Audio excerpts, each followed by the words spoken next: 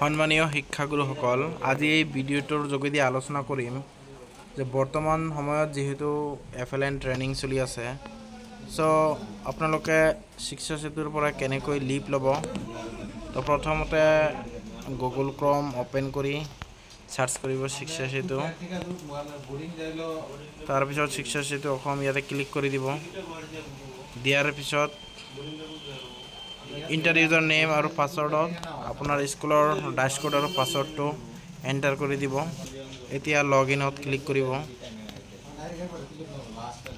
লগইনত click কৰাৰ পিছত ওপৰত চাওক 3 লাইন আছে, ইয়াতে ক্লিক কৰি দিয়ক।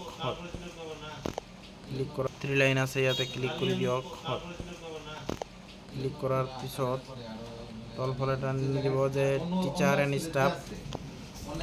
ষ্টাফত ক্লিক কৰাৰ পিছত অলপ তলফালে টানি দিব। ইয়াতে চাওক যে ষ্টাফ এবচেণ্ট ৰিকুৱেষ্ট আপডেশ্যন, ইয়াতে ক্লিক কৰি দিব। দিয়াৰ পিছত